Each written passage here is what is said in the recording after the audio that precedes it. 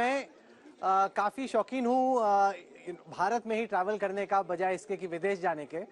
ये जो लक्षद्वीप के प्रोजेक्ट्स की बात है, आपके साथ भी इस वक्त आईएएस अधिकारी हैं जो मैं आया था, उन्होंने मुझे यही कहानियाँ सुनाई हैं कि यहाँ पर इको टूरिज्म होटल्स आ रहे हैं, हमारे बड़े बड़े जो 5 स्टार होटल्स हैं वो वाटर विलास बनाएंगे, कुछ बहुत ही अच्छे इको टूरिज्म प्रोजेक्ट्स को इजाज़त मिलने वाली है।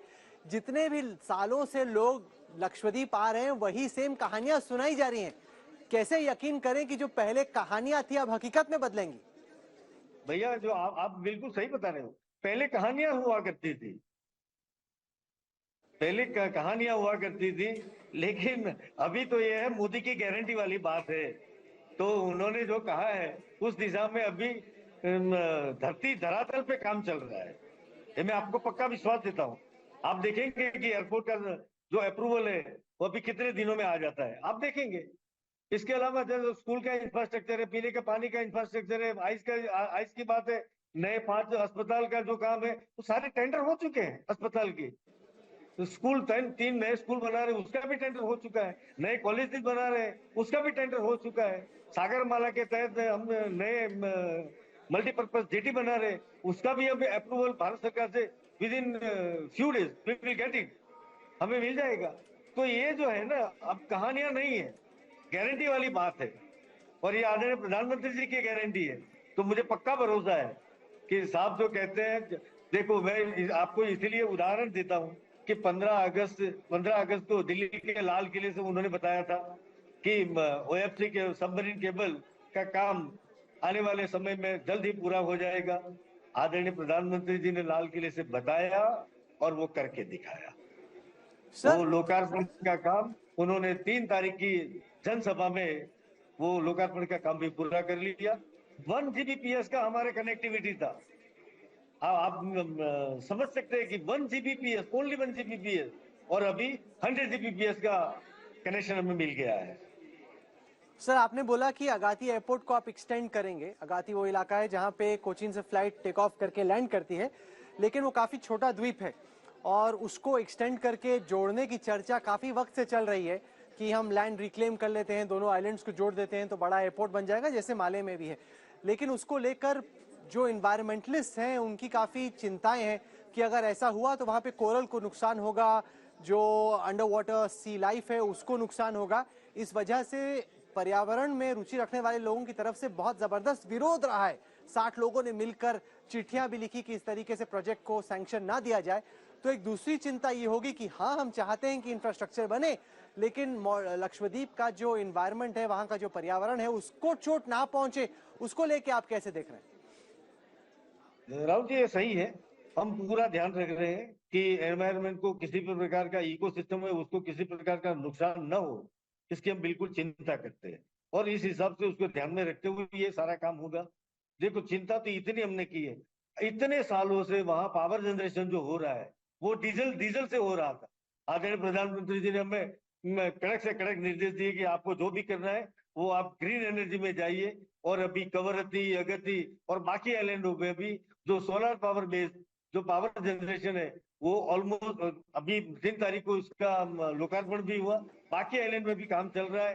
तो हमने इकोसिस्टम का भी पूरा ध्यान रखा है और आने वाले दिनों में जितने भी प्रोजेक्ट होंगे, आई एश्योर यू कि हम उसमें पूरा ध्यान रखेंगे, इकोसिस्टम को किसी भी प्रकार का कोई नुकसान ना हो। सर, आपने कहा कि नए होटल आ रहे हैं, चूंकि इस वक्त लक्षद्वीप को लेकर इतनी लोगों की रुचि है, थोड़े स्पेसिफिक जानकारी आप दीजिए कि किस तरह के होटल आ रहे हैं, कहां पे आ रहे हैं।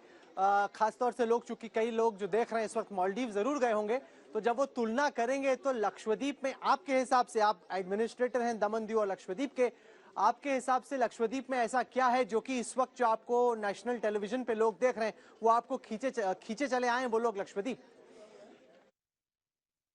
देखिए राहुल जी, अभी जो लक्षद्वीप में मिनिकॉय, कड़मत, देन बंगारम, तीनों जगह पे हमारे पास, इसके अलावा छोटे छोटे जितने भी आइलैंड हैं वो सारे आइलैंड में हमारे पास करीब करीब 300 से ऊपर मतलब कि टूरिस्ट के लिए एकोमोडेशन की व्यवस्था है।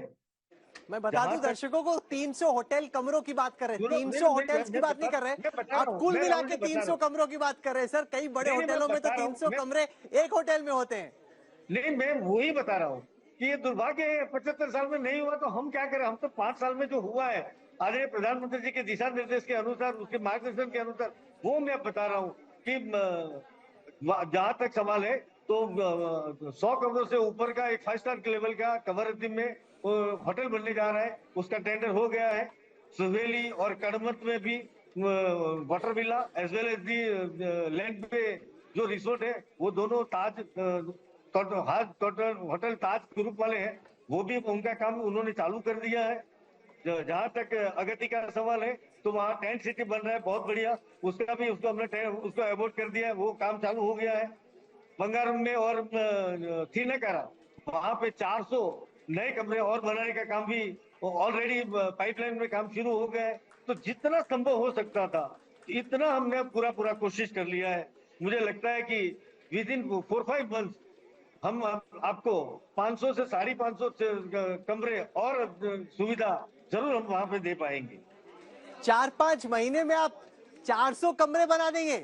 आप बोल रहे पूरी जिम्मेदारी के साथ में आपसे बात कर रहा हूँ, पूरी जिम्मेदारी के। अच्छे से बनाइएगा, ऐसा ना हो कि जल्दबाजी में मोदी जी को दिखाने के लिए बाकियों को बताने के चक्कर में जल्दी जल्दी आप बनाए कमरे और ठीक से ना बनाए।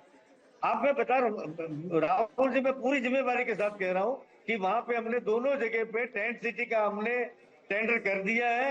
वहां मतलब कि स्टार कैटेगरी के टेंट सिटी हम बंगारम में, थिनकारा में और अगत्य में बनाने जा रहे हैं और वो काम चालू हो गया है। आप देखेंगे, मैं 4 महीने बोल रहा हूँ तो 4 महीने में जरूर पूरा हो जाएगा, इट्स माय गारंटी।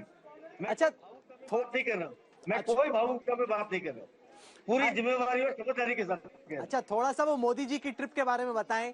लक्षद्वीप गए, उसके बाद कैसे वहां पर लक्षद्वीप में परिस्थितियां बदली हैं, आपके लिए कैसी बदली हैं? आपके तो फोन ही बज रहे होंगे, जितने भी लोग आपको जानते हैं फोन कर रहे होंगे, अरे प्रफुल्ल भाऊ कुछ कराओ, हम भी आना चाहते हैं। देखो, मेरी बात तो छोड़ दीजिए, लेकिन आदरणीय प्रधानमंत्री जी के इस दौरे के बाद लक्षद्वीप वासियों में जितना उत्साह और उमंग है न, मैंने मेरे मेरे मेरे मेरे भी 3 साल वहां पे काम करते करते हो गए, इतना उमंग और उत्साह मैंने कभी नहीं देखा है। उनको अब लगने लगा है कि उनका भाग्य बदलने जा रहा है। इतने टूरिस्ट आएंगे तो वहां की इकोनॉमी भी डेफिनेटली बूस्ट होगी, छोटे मोटे रोजगार के अवसर भी होंगे। हमने एडवांस प्लानिंग भी किया था, प्रधानमंत्री जी के दिशा निर्देश के अनुसार। हमने जो आर्ट्स एंड साइंस को, हम मतलब हायर एजुकेशन के लिए वहाँ कोई सुविधा नहीं थी, हमने जितने भी वहाँ पे कॉलेज शुरू किए, वहाँ कोर्सेज होटल मैनेजमेंट रिलेटेड हमने कोर्सेज भी किए और 1 साल के बाद वहाँ पे उनका ग्रेजुएशन, अपना पूरा ग्रेजुएशन करके वहाँ से हमें hotel management related graduate student भी हमें मिल जाएंगे। तो उससे भी वहाँ पे टूरिज्म मतलब कि उनको रोजगार भी मिलेगा। अच्छा सर, मैं एक सवाल पूछता हूँ, जैसे अभी जब टूरिज्म के लिए कोई आता है तो एक पूरा इकोसिस्टम चाहिए होता है। हाल ही में हमने देखा कि गांधीनगर अहमदाबाद के बीच में जो गिफ्ट सिटी है, वहां पर ये अनाउंस किया गया कि अल्कोहल यानी कि शराब को अवेलेबल किया जाएगा।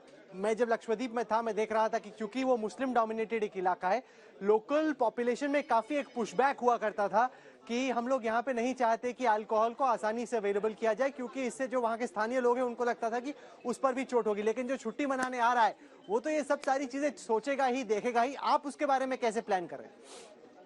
देखिए राहुल जी, हमारे वहाँ पहले से वहाँ पॉलिसी है, जितने टूरिस्ट डेस्टिनेशन है वहाँ पे हमने परमिट दिए हुए हैं और वहाँ पे लिकर अवेलेबल है ही है, कोई इश्यू नहीं, कोई इश्यू नहीं है हमारे वहाँ। अच्छा ये और हमने हमारी एक्साइज पॉलिसी है, उसको भी हम रिव्यू कर रहे हैं। अच्छा ये बताइए, प्रधानमंत्री ने तो स्नॉर्कलिंग की, आप एडमिनिस्ट्रेटर हैं लक्षद्वीप के, आपने अब तक स्कूबा डाइविंग सीखी कि नहीं सीखी? आपने की स्नॉर्कलिंग की नहीं की? जी राहुल जी, मैंने तो 2-3 बार वहां पे किया है स्नॉर्कलिंग, स्कूबा डाइविंग। इतना ही नहीं, आदरणीय राष्ट्रपति महोदय ने भी वहां पे स्नॉर्कलिंग और डाइविंग, स्कूबा डाइविंग किया है वहां पे।